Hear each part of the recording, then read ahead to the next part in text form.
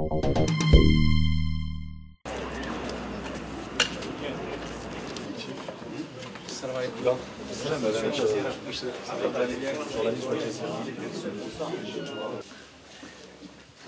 je vais peut-être proposer aux journalistes de s'écarter un peu, que je puisse voir les visages. Emparez-vous, quelles que soient vos convictions politiques, emparez-vous de ce thème de la nation.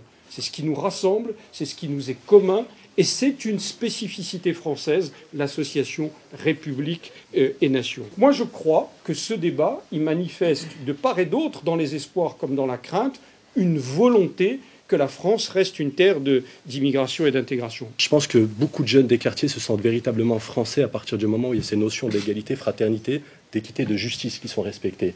Et je reprends la citation d'un jeune qui disait la dernière fois, assez intéressante, on ne s'est jamais autant senti français que quand M. de Villepin a pris la parole à l'ONU et qu'il a refusé la guerre en Irak. Si aujourd'hui l'identité nationale c'est la priorité numéro 1 et que ça doit prendre toute la place dans le débat médiatique, moi personnellement je trouve que pour une république et une démocratie comme la France, c'est très dommage. On a l'impression qu'aujourd'hui on est un poison en France, qu'on n'a pas d'intelligence, qu'on est des gens moins que rien, alors qu'on a vu des gens s'investir dans la politique, réussir, monter des entreprises, réussir.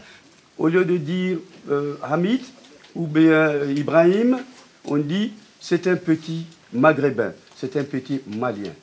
Alors, vous voyez, c'est pour ça que moi, je suis troublé comme eux, comme ces jeunes-là. D'accord. Je pense qu'il est important que les gens Valoriser davantage le sang versé par ceux qui se